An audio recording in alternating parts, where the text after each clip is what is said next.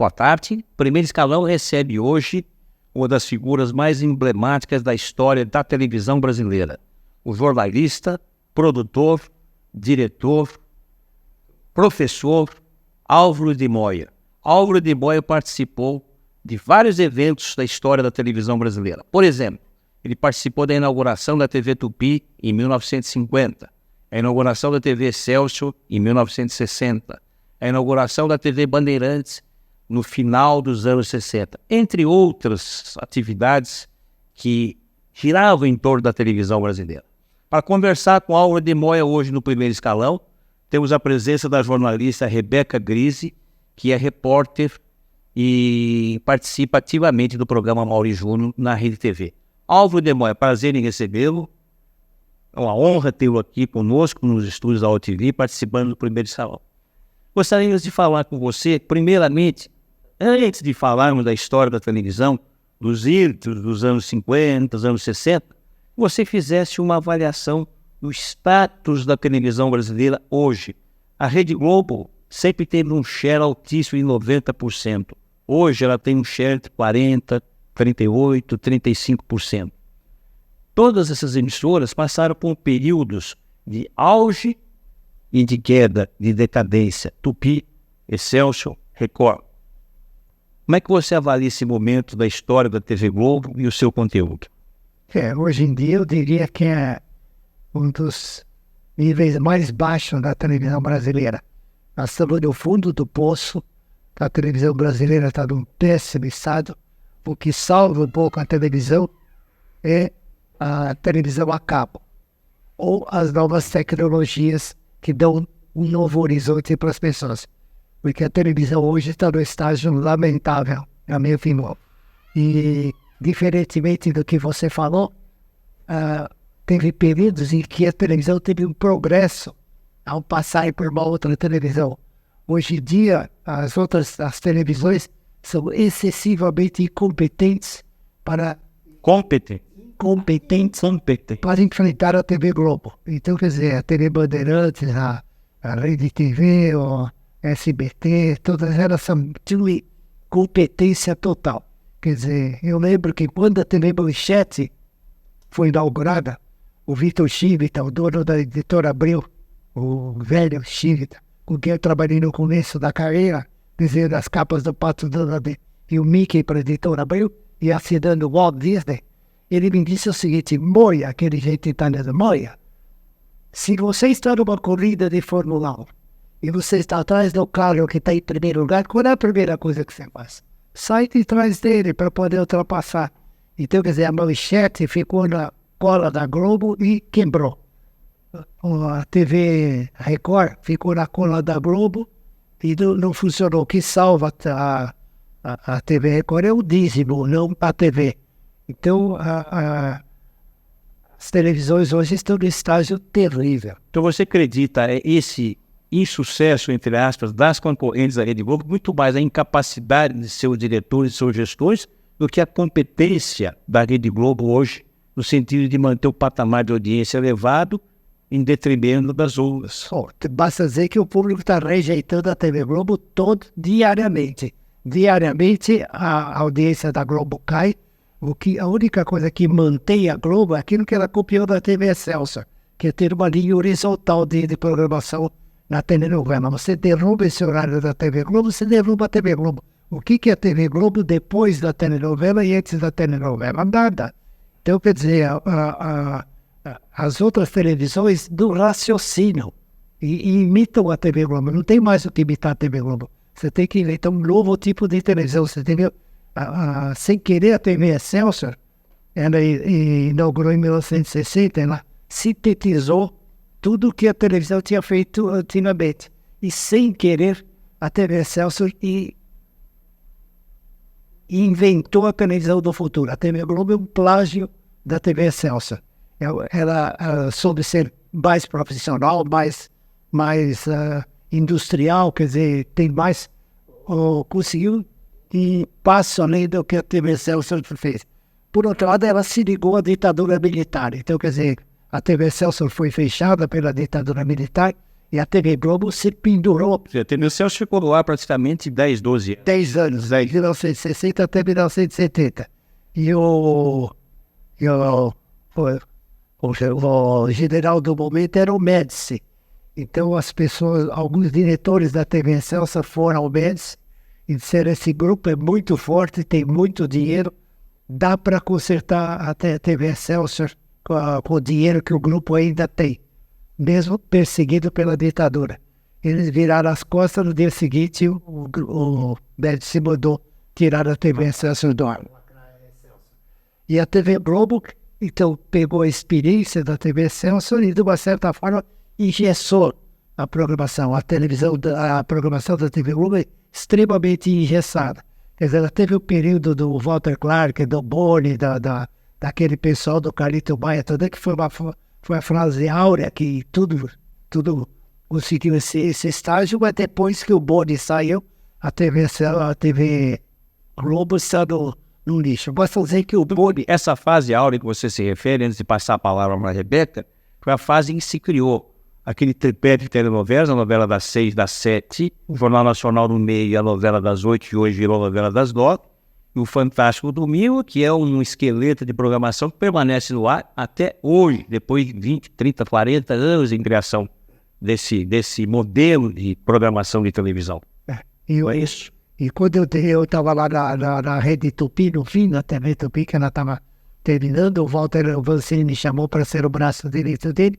Ele disse assim: mãe, o que eu faço para o telejornal dar audiência? Eu falei assim: telejornal só pega em primeiro lugar quando a emissora está em primeiro lugar. Quer dizer, são as duas telenovelas que dão ibope para o telejornal. Porque se essas duas telenovelas não dessem ibope, o telejornal também não dava. Rebeca, por favor. É curioso, primeiro, quero agradecer o convite mais uma vez, Caetano. Uma honra estar ao seu lado, a gente como profissional de televisão, né? É uma verdadeira enciclopédia aqui de conhecimentos e a gente quer absorver o máximo possível nesse período de tempo que a gente tem para bater esse papo.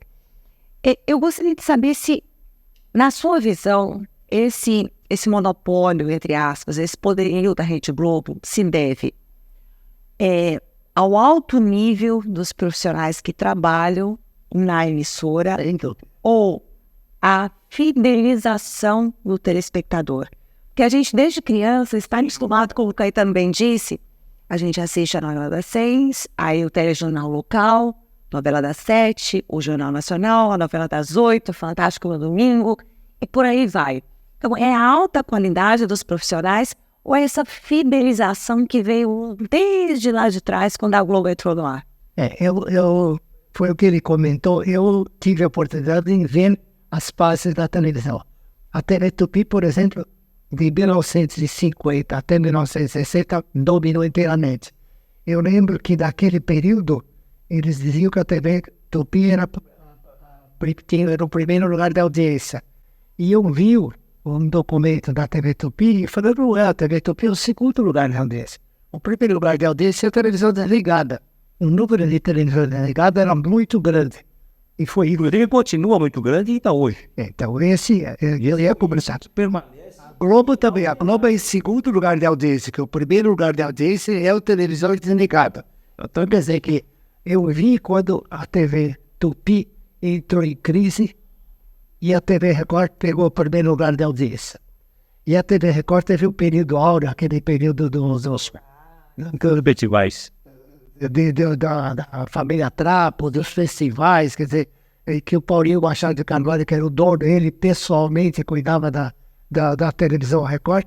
Então, ela teve aquele momento de auge da TV Record.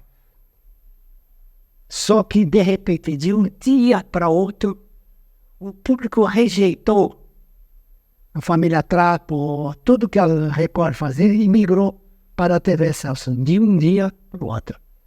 Então, quer dizer que você vê que o público cansa, mas tem que ter uma outra coisa, uma opção dele fazer. Hoje em dia, tudo está esparramado. Tem a TV a cabo, tem os videogames, tem muita mais tecnologia do que naquele tempo. Naquele tempo tinha só a televisão, tinha o rádio, tinha quadrinhos, tinha nada mais. E os profissionais lá migraram para a televisão. migraram para a televisão. Então, quer dizer, o que está acontecendo hoje é que a TV Globo é muito ruim. O público está cansado da TV Globo.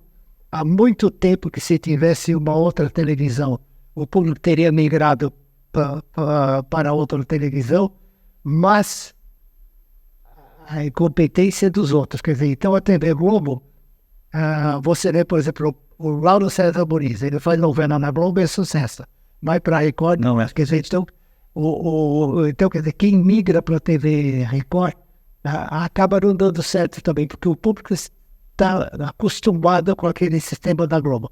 Então você teria que criar uma coisa diferente para você ter uma transição para uma nova fase da televisão, independente do desenvolvimento tecnológico.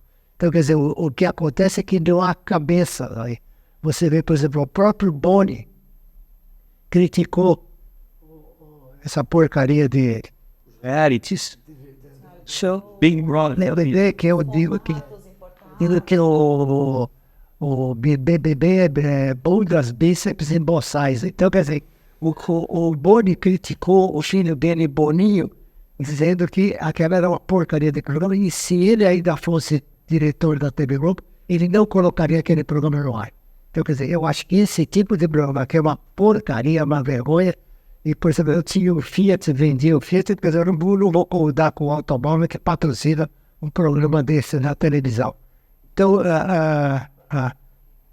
a televisão está num momento de crise, num momento de fundo de poço. Infelizmente, não tem nenhuma outra televisão capaz de nenhum outro Boni, nenhum outro Cassiano Gabos Mendes, para de repente, bom, agora precisa fazer isso.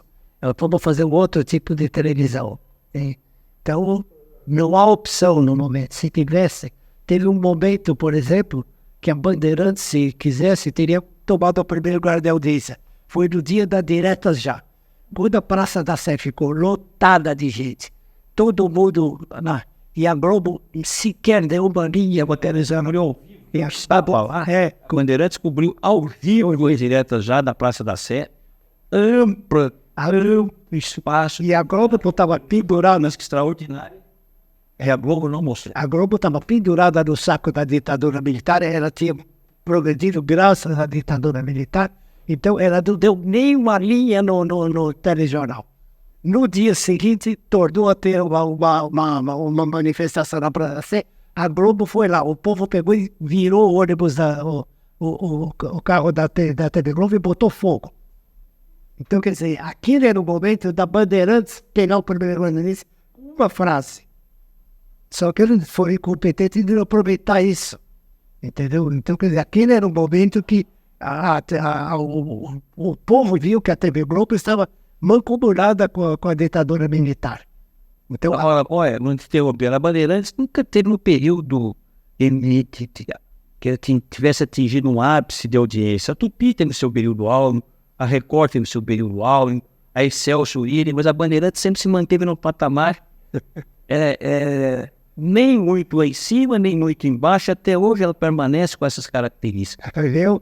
Eu participei de ter tido profissionais extraordinários. Walter Plabke, Rubens Furtado, Eduardo Lafon, grandes profissionais, Vanucci, Augusto César Vanucci, grandes profissionais da história da televisão brasileira, e que todos passaram pela Rede Globo e migraram para a Bandeira. Como é que você explica esse fenômeno? Quando eu trabalhei na TV, você lançou uma novela que é a história da Bandeirantes. Mas isso foi na segunda fase. Na primeira fase, quando eu fui lá para pôr a TV Bandeirantes no ar, porque o João tinha me pedido para eu pôr a televisão dele no ar, naquele momento, eu sempre tive muito carinho pelo seu João. Eu estava desde o tempo da Paula Souza, eu frequentava a Rádio Bandeirantes e tal, e ele sempre dizia, quando eu botei na televisão, eu quero que você venha trabalhar comigo e tal. Ele é assim. E eu falei para ele naquela época assim, João, para que você quer uma televisão? Você quer uma televisão, primeiro lugar desse, você quer uma televisão que dê muito dinheiro para você quer uma televisão de qualidade, que seus amigos deem tapinha nas suas costas, digam, como tá boa a sua televisão, o que você quer fazer?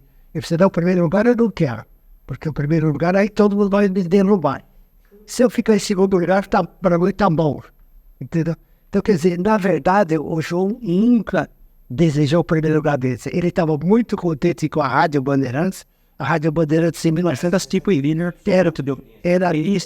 era um fenômeno e ele tinha um medo de acontecer com a Rádio Bandeirantes a mesma coisa que aconteceu com a TV Tupi. Quer dizer, quando a TV Tupi teve sucesso, a Rádio Tupi acabou. Então, quer dizer, o pessoal todo da Rádio Tupi migrou para a TV Tupi e a TV Tupi acabou. A Record é a mesma coisa, quer dizer, a TV Record fez um grande sucesso. A Rádio Record não era mais o que ela era naquele tempo. A Excelsior teve a sorte de ser uma empresa industrial e que não tinha rádio. Então, quer dizer, a Excelsior era só televisão. Então, a Excelsior sozinha tem. Mas, se você tem uma emissora de rádio e põe a televisão, e essa televisão pega o primeiro lugar, a rádio tá perdida. E ele tinha medo da TV Bandeirantes derrubar a sua própria emissora, que era na linha de ovos de ouro da Bandeirantes, que é até hoje. A Rádio Bandeirantes é uma rádio excepcional. Teve momentos aqui que a rádio ocupava um espaço muito melhor do que fazer um serviço para o rádio ouvinte, muito melhor do que a televisão estava fazendo em relação aos telespectadores. Quer dizer, uma emissora que fica falando do trânsito de São Paulo, quer dizer, é um trabalho excepcional, que a rádio, o cara liga na rádio e fica sabendo como ele pode se movimentar na cidade de São Paulo.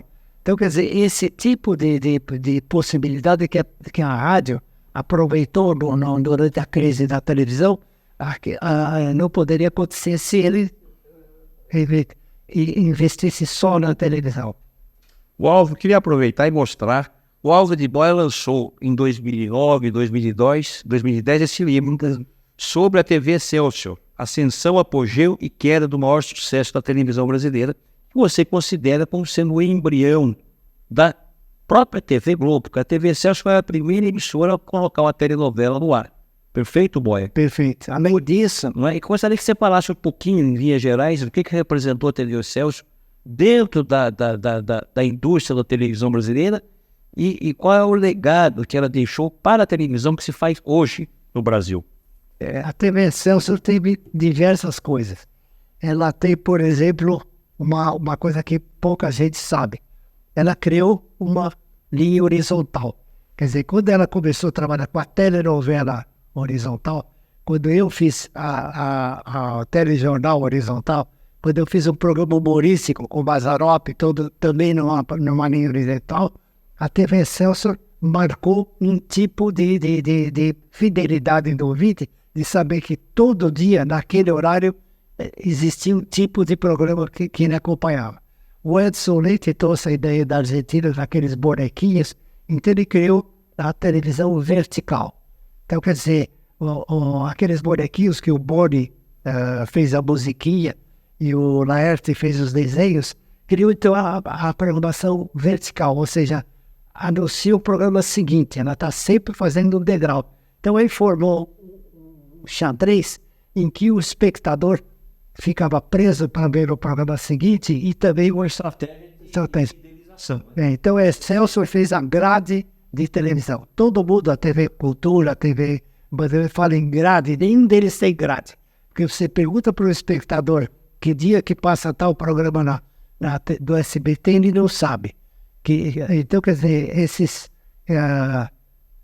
essa imagem que nós estamos vendo é o Sidney Pike, que é da CNN, naquela rede de televisão. Nós estamos no consulado americano fazendo...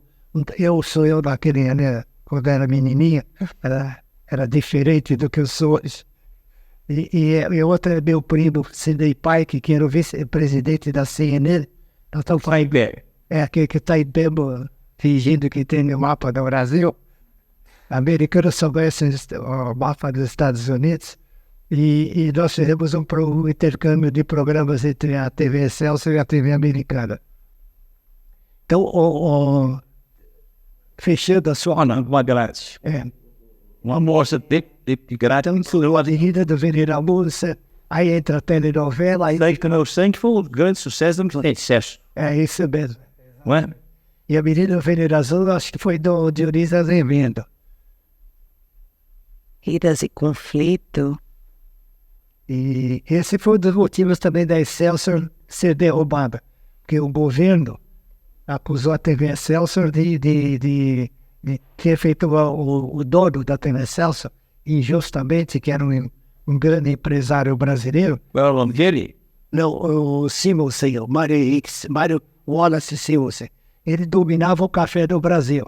Quando o Brasil entrava em crise com a geada, o governo brasileiro sempre foi incompetente, não é? O mérito da Dilma, quer dizer, todos sempre foram incompetentes para dirigir o país, então eles entregavam para o Mário Simonsen consertar o problema do café. E o que ele fazia? Ele pegava o Ayrton, o Ciro Deodero, eu, o Jô Soares e o Manuel Carlos. Então, o governo entregava o problema do café para o Mário Simonsen. O que ele fazia? Ele comprava todo o estoque do café, então salvava os cafeicultores e armazenava. Então, os brasileiros não sabiam que existia uma coisa que chamava Bolsa de Nova York.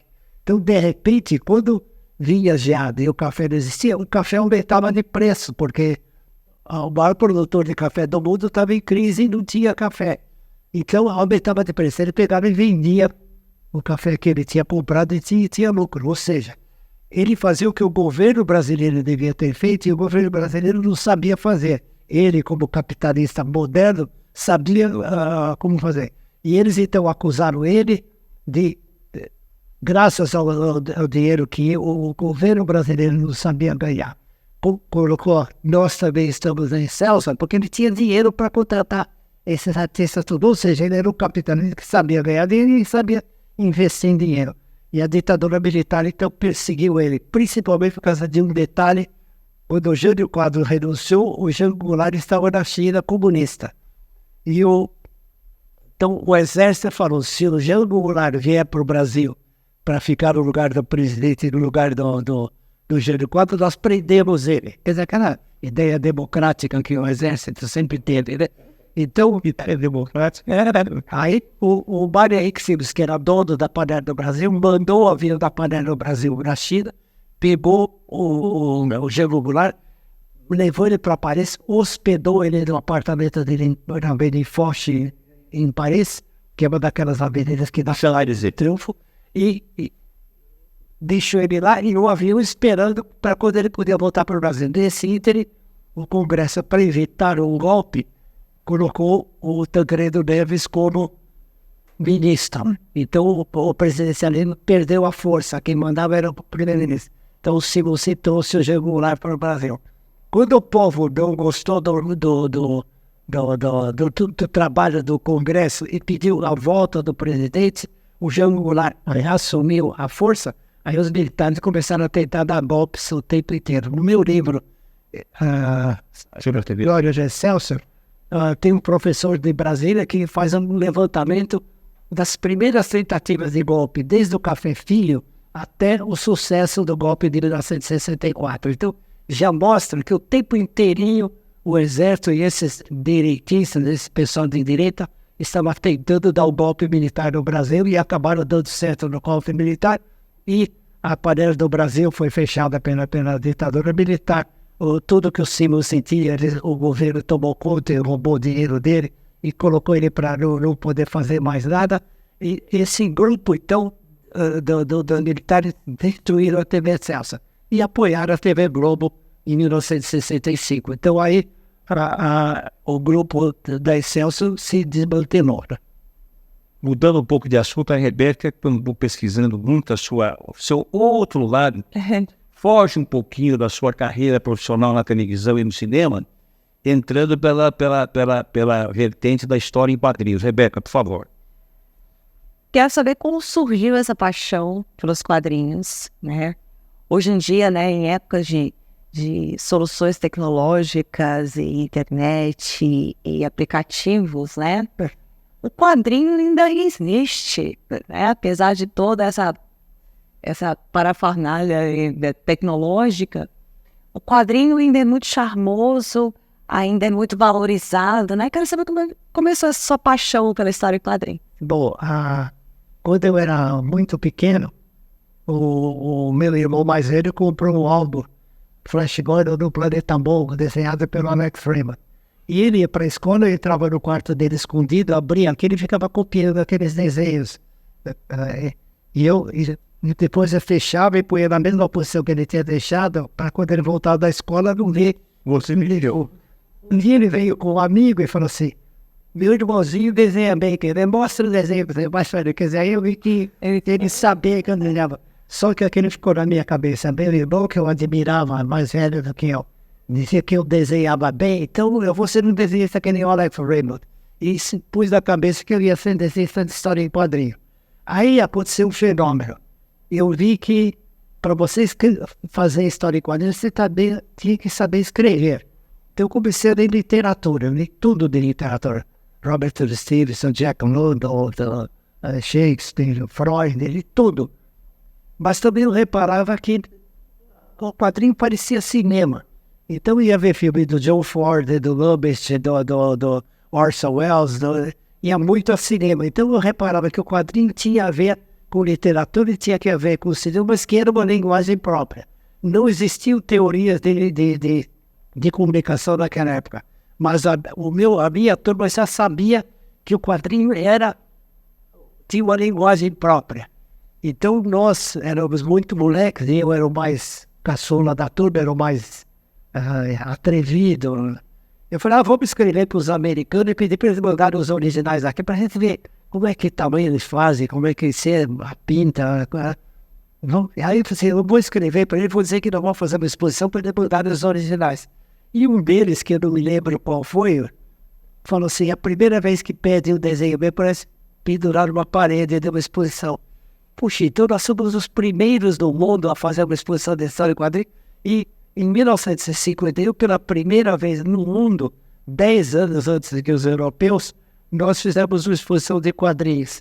Hoje em dia, com as enciclopédias dos Estados Unidos, da França, da Itália, da Espanha, todos eles dizem que o Brasil foi o primeiro país no mundo a fazer uma exposição de quadrinhos. E quando os europeus começaram a falar dos quadrinhos, eles os chamaram. Então o Maurício de Souza, o Jaime Cortez, o Henrique Lipsig, toda a turma começamos a ir para a Europa e apresentar os nossos trabalhos.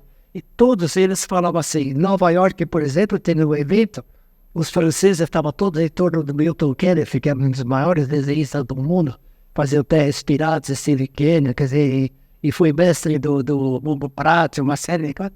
Eles estavam todos em torno do Milton Kennedy, e o Milton Kennedy falou assim, olha, muitos anos antes de vocês, europeus, falaram essa coisa, esse brasileiro, e ele apontou eu que estava na turma, rodou para dentro, esse brasileiro teve aqui, já falava tudo isso, vocês falam agora. Aí ele falou, são terríveis, né? O reconhecimento dos americanos foi que os europeus nem sabiam que nós tínhamos feito uma exposição aqui no Brasil. Só depois que eles ficaram sabendo, então eles começaram a verificar. Aí eu comecei a trabalhar em quadrinhos, mas... Você começou a trabalhar em Abril, hein, Moira? Eu fazia as capas do Pato Donald e do Mickey e imitava a cena do Walt Disney, né? Quer dizer, depois ele me deu o original dele autografado por ele. Quer dizer, eu que era um dos milhões de desenhistas do mundo que assinar o Walt Disney, ele deu uma assinatura dele, o Walt Disney para mim. Eu falei assim, se eu soubesse que ele assinava cheque desse jeito... Aí então, desde que o Walter Jorge me indicou para trabalhar no jornal O Tempo, em julho de 1950, eu comecei a ser jornalista, escrever também para o jornal e desenhar para o jornal. E quando então, em 18 de setembro, a TV Tupi foi inaugurar, o próprio Walter Jorge Dercy me indicou para fazer a estreia do show de inauguração. Então, da TV Tupi, 18 de setembro. E o tempo inteiro, o Cassiano Gomes Mendes, todos eles diziam, vem trabalhar aqui na televisão, todos eles insistiram. Diziam, não, tem o meu amigo, o Silas Romberg, é melhor que eu, vamos contratar para ele a sua carreira, o Silas Romberg está... Aí chegou o ponto que o Costa Lima, que era o diretor da TV Tupi, foi chamado pelo Vitor Costa para fazer uma televisão que seria a TV Paulista Galão, que hoje é a TV Globo. Então eu fui trabalhar como braço direito do Costa Lima. E como eu gostava muito de cinema, eu fiquei responsável pelo teleteatro. O Walter Jorge Dersi faz o TV de vanguarda na TV Tupi desde 1952, que, na minha opinião, a televisão brasileira, quer dizer, aquilo que eu falei de grade e de Celso era uma coisa. Agora, a linguagem brasileira de televisão nasceu no TV de vanguarda, que o Cassiano, na TV Tupi, o Cassiano Gabos Mendes, o Dionísio Azevedo, Lima Duarte, o Walter Jorge Dersi, todos eles fizeram, então, um teleteatro em que eles inventaram, como eles não tinham recurso nenhum, eles inventaram a televisão brasileira. Quando eu fui contratar o Jean Maria Volonté, aquele grande diretor, ator do cinema italiano, que fazia grandes filmes e tal, eu contratei ele para a abertura da novela Os Imigrantes. E ele virou para o advogado dele e falou assim, faz um preço bem baratinho que eu quero aprender como é que vocês fazem. Eu falei, você está brincando? Vocês têm Fellini, tem o Michelangelo Antonioni, tem o Luquino Visconti, tem o Hélio Petri, que é seu amigo, e nem falar da telenovela brasileira, senão não. Nós aqui só gravamos imagem, depois a gente dubla. Vocês já fazem direto imagens. Quero ver como é que vocês conseguem fazer sem perder a qualidade. Então você vê, isso aí nasceu da televisão ao vivo, do TV. TV lembra inaugurar em 1950 e transmitiu, fazia suas transmissões ao vivo. Até 1960, até E não funcionava. quer dizer, a televisão Não tinha problema em anos, né, Moia? a televisão era preto e branco, era uma televisão local, a televisão de São Paulo era uma, a televisão do Rio era outra, a televisão de Nova York era uma, a televisão de Hollywood era outra, a televisão de Paris não existia. Não existia televisão a cor, não existia videotape, não existia nada. Era como se fosse um teleteatro, um teatro que você fazia ao vivo e que aquelas 100 quilômetros em torno na televisão o público assistia. Então não existia nada, você tinha que inventar. E o Cassiano, o pessoal da TV Globo, eles inventaram a linguagem da televisão. Hoje, se a TV Globo vende novela para o mundo inteiro, é graças a esse grupo. Eles é que fizeram a linguagem brasileira da televisão, que a televisão era novela ao vivo. Ao vivo. O jornalismo era gravado em fita, né? Era filme. Era uma Bell and Howell pequenininha de 16 minutos que o cara dava corda e filmava, entendeu? Então esse era o único visual que o telejornal tinha, além do apresentador que ficava na frente das câmeras. Então, quer dizer, era uma dificuldade enorme, o que fazia com que as pessoas, esses que eu acabei de citar na TV Nevada, inventarem e começaram a fazer soluções mas todos eles gostavam de cinema. Eu lembro que, por exemplo, o Dersi, falamos assim, então você fala assim, o pecado mora ao lado, você lembra do vento levantando a saia da Melanie, Psicose, você lembra das facadas do banheiro, você fala dançando na chuva, eu o Gene Kelly dançando. Então, quer dizer, o cinema... cinema... I am Spartacus. Então, quer dizer, o cinema faz uma grande cena que você lembra do filme. Então, o Dersi, eu quando estava fazendo teleteatro, a gente disse, vamos fazer aqui uma demagogia, aqui, então, que nem o Hitchcock fez naquele filme, então, para ver se marca na cabeça do espectador. E aconteceu o seguinte, a televisão era ao vivo, e o público de São Paulo, que estava acostumado a ir no TBC, e visitar o Paulo Altrano, os Macedônios, falando parabéns, tal. O que ele fazia? Ele ligava para a TV Tupi e disse, eu quero falar com o Lima Duarte. E o Lima Duarte atendia o telefone e dizia, parabéns, sua interpretação está ótima. Então, quer dizer, o público que assistia a televisão se comportava como o público de teatro. Então, quer dizer, o público que acompanhava a música se comportava como um espectador do Teatro Municipal que ia ver concerto. Então, quer dizer, o público de televisão que era o aparelho de televisão era muito caro e impossível, só uma classe muito alta que possuía. E quem não tinha televisão era televizinho, ia do vizinho para...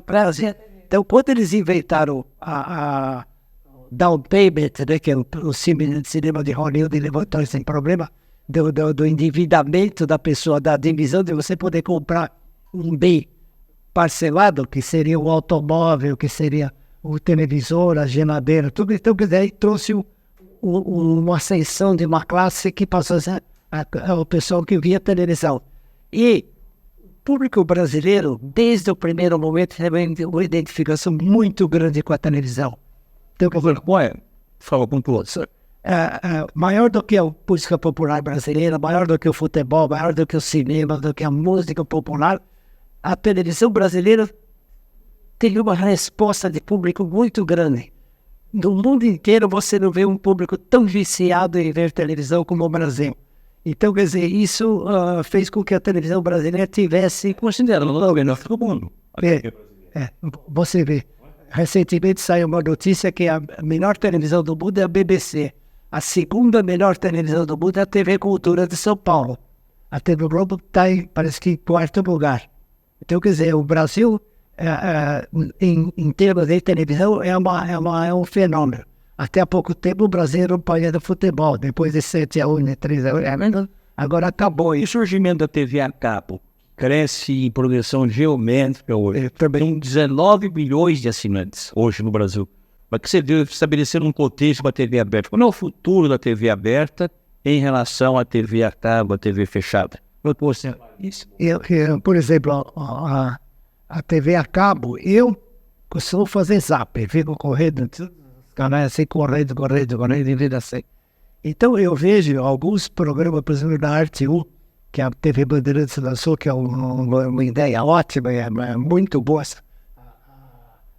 Foi uma grande sacada da TV Bandeirantes ter Arte 1. Eu lembro que, por exemplo, esse americano que apareceu na televisão, nós tivemos uma reunião com a Bandeirantes, e a Bandeirantes tinha um canal a cabo e não sabia direito o que fazer. Tinha pensado em fazer uma televisão de dança, de balé, não sei o que mais tal, e acabaram de fornecer com o Arte 1, que é o canal Curta também, muito bom, que não sei de quem é, mas é um canal também que tem coisas ótimas. Agora, naqueles canais NetGeo, THL, então eles também têm coisas ótimas. Se ele for para a TV aberta, Então, lá a assinatura vai ganhar cada vez mais público em detrimento do... eu acho que a TV a cabo vai se popularizar e vai piorar a qualidade, porque eles vão sentir que precisam pegar o público mais alto. Assim como a televisão aberta baixou o nível, e depois principalmente que a classe D e C tiveram uma ascensão social. Então você vê, por exemplo, essas pessoas que tinham uma classe social despossuída, passou a ter uma possibilidade menor. Eles não estão botando o filho numa melhor escola, não são assinantes da Folha de São Paulo, nem da Veja, eles não vão a teatro, eles não vão a cinema, eles não procuram.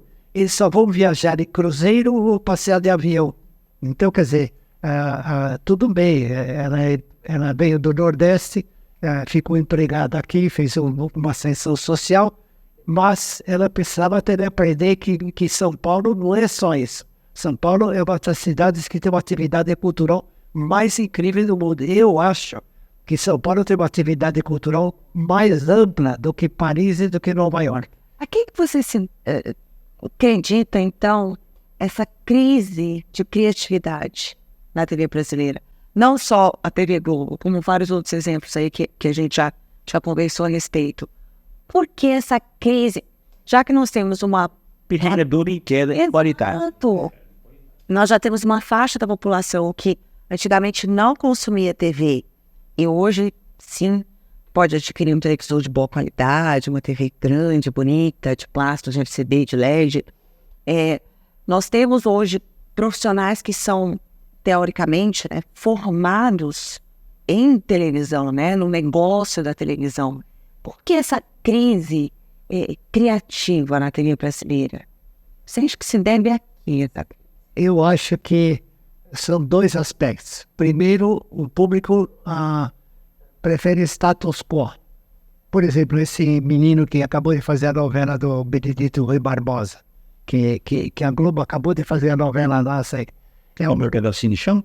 Meu Pedacinho de Chão. É uma novela típica do Benedito Rui Barbosa, passada no interior de São Paulo. Então, quer dizer, se fosse um diretor comum, faria exatamente o interior de São Paulo, de maneira que a pessoa lembre das origens das grandes cidades, que são as pessoas do campo que vêm para a grande cidade. Então, em vez de fazer isso, esse menino aí, que é muito criativo, que é cria do Walter Avancini, pegou uma linguagem da TV Cultura, dos programas infantis da cultura, ou Tim Burton, então, e tentou fazer uma novela diferente. A Globo pegou imediatamente e cortou a novela, porque não funcionou. Não sei se funcionou ou não funcionou, mas que a Globo não gostou disso, eu tenho certeza que ele não gostou. Então, as pessoas não gostam de novidade. Aí tem outro aspecto que é difícil de explicar. É o seguinte... Tem a ver com o aspecto comercial também? Eu acho Hoje que tem a ver com o aspecto pessoal. A pessoa diz assim, e sim dá certo. Nós estamos ferrados, porque nós estamos fazendo só arroz com feijão. Então as pessoas têm De repente o cara fez o parinho, aí todo mundo gostou. Então, quer dizer, eles têm medo de alguém que faz certo. Isso aconteceu com o Orson Welles em Hollywood, do Cidadão Kane, acontece na pintura, acontece no mundo inteiro, não é um problema brasileiro. Mas a mediocridade sempre vence. É confortável ser medíocre. A história de conforto, né? Você não quer mexer nas zonas de conforto, é um sucesso nacional. O Scott Fitzgerald escreveu um livro chamado Suave à Noite. E o grande psiquiatra, que seria, digamos, o Freud, pega um discípulo dele e o discípulo se apaixona pela Jennifer Jones, que é doente mental. E ele fala uma coisa importante para o psiquiatra: cuidado com o poder dos fracos. Ele sabia que a moça doente ia destruir o grande psiquiatra no futuro. Então, quer dizer, quer dizer, eu sempre fui amigo do Paulinho Machado de Carvalho, do Olinho Semos e do João Sá. Então, sempre quem puxou meu tapete não foram eles. Sempre foi um Michuruco lá que puxou meu tapete, que puxou o tapete do Walter Jorge, que puxou o tapete do Walter Avancini. O Avancini, por exemplo, saía da TV Globo, tentava a Bandeirantes, tentava a Tupi, aí não dava certo e o Boni chamava ele de volta, porque ele era o peixinho do Boni. O pessoal da Globo fazia reunião, assim, não traz esse cara de volta. Porque o Avancini era um obcecado. Então, quer dizer, ele era meu amigo, mas era difícil trabalhar com ele, porque ele era doente, ele eu pensava, ele disse assim, bom, você é homem de cinema, de quadrinho e tal, eu sou só televisão.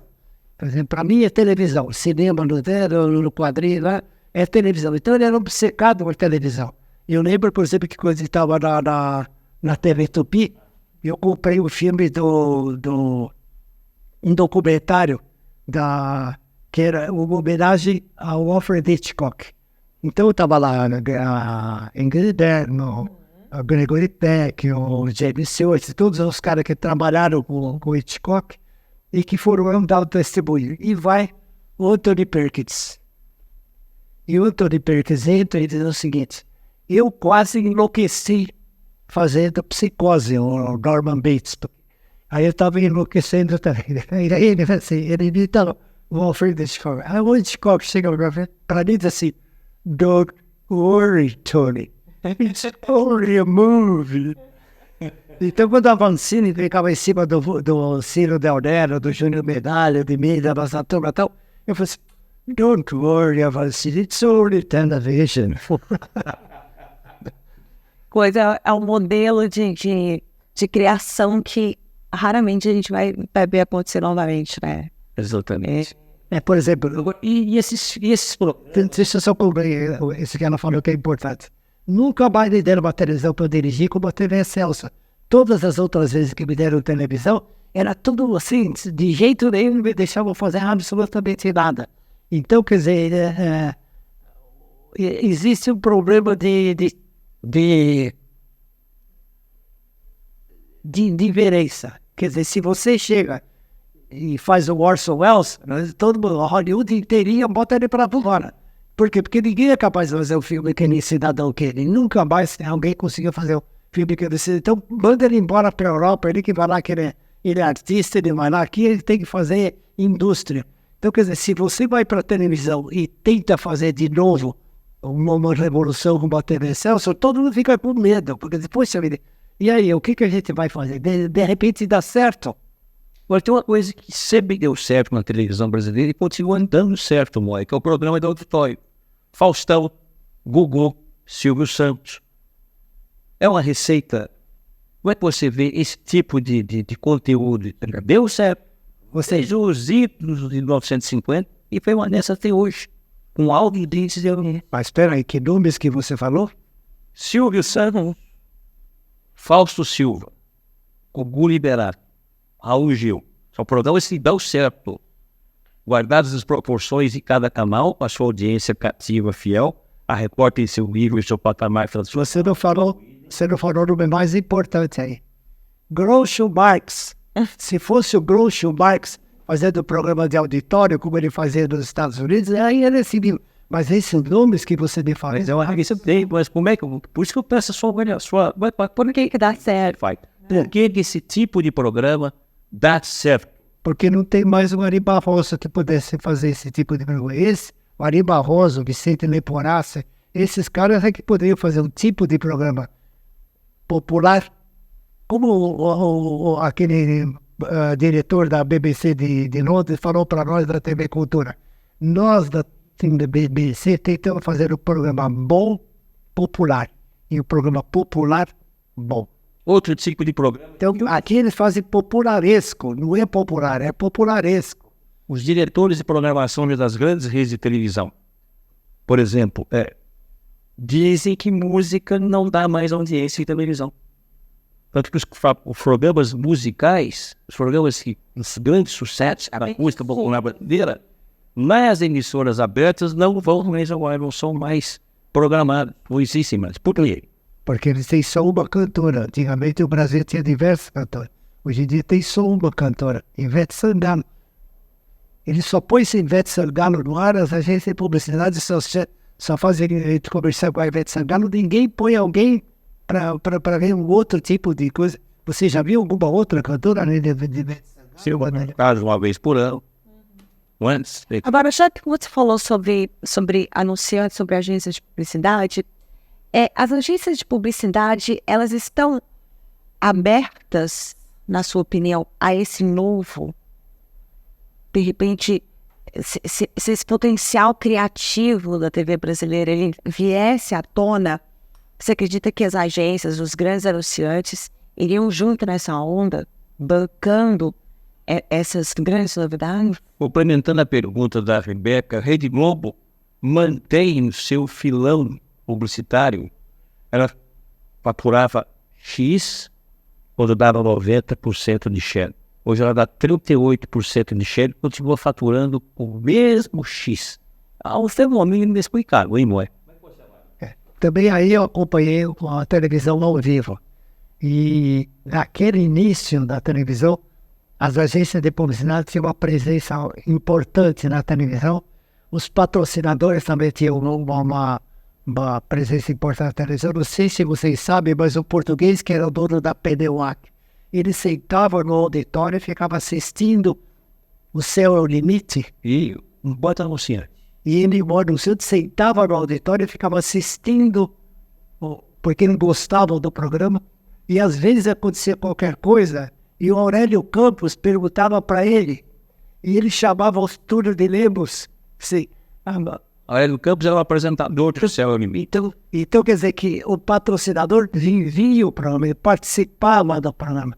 Então eu vi, por exemplo, diversas vezes os publicitários preocupados com o aspecto educacional da televisão em seu princípio. Por exemplo, a TV Tupi pegou uma agência de publicidade que fez "Já é hora de dormir".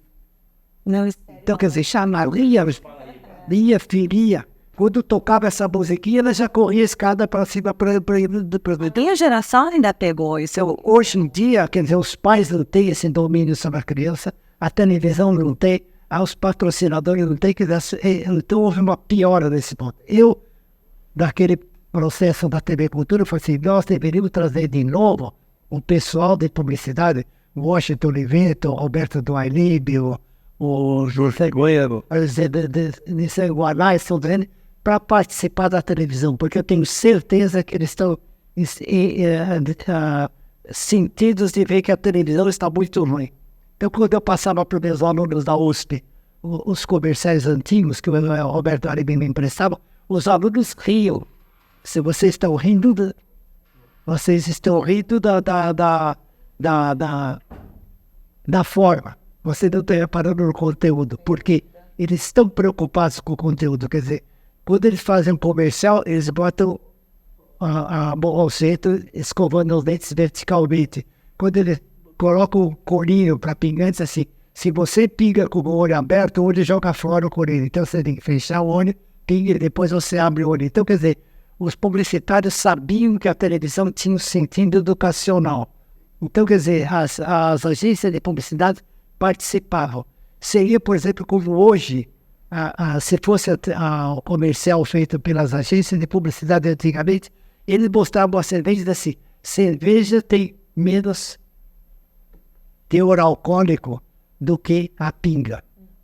Então, quer dizer, na União Soviética, com aquele bruta frio, o pessoal toma vodka.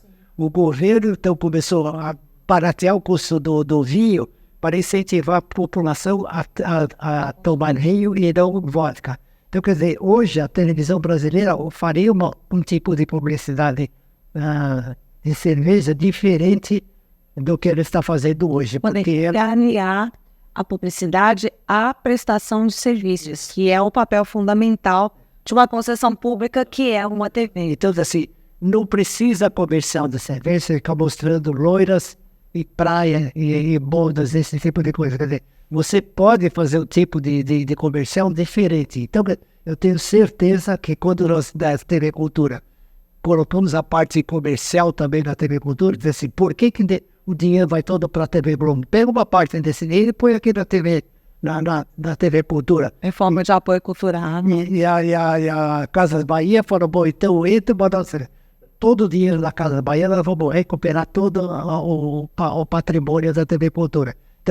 Então disse assim, vocês preferem que a Casa Bahia anuncie só na Globo e o dinheiro vai para a Globo, ou vocês querem que uma parte da Casa Bahia que teve a consciência de dizer assim, vamos pôr dinheiro na TV Cultura, mesmo aqueles comerciais péssimos que a Casa Bahia faz, mas na TV Cultura, o dinheiro vai para a TV Cultura e a TV Cultura recuperou toda a todo o seu acervo. Então, quer dizer, isso aí foi uma maneira de trazer a nossa ideia era trazer o Doileb, o Washington Oliveto, todos eles também para a televisão, e eles participarem, eles fazerem parte de discussões. Que programa nós poderíamos fazer agora que vocês pudessem pôr dinheiro? Eu me lembro que nós fizemos um programa da TV Excelsior, que era assim, um laboratório estava interessado em fazer a história da medicina. Então nós pegamos o Rembisky para dirigir, o Walter Jorge Durst para escrever e o Sérgio Cardoso para interpretar. Então nós fizemos o primeiro programa piloto. Nós sentamos com o laboratório assim e eles viram o programa é excepcional. Aí o patrocinador fala assim, puxa vida, por que a televisão não faz mais programa assim? Aí eu falei assim, porque não tem patrocinador. Aí o Saulo Ramos, que era o diretor, começando, bom, eles botaram a bola na barra do pênalti, mas eu vou lá, e chutou, só tem que patrocinar.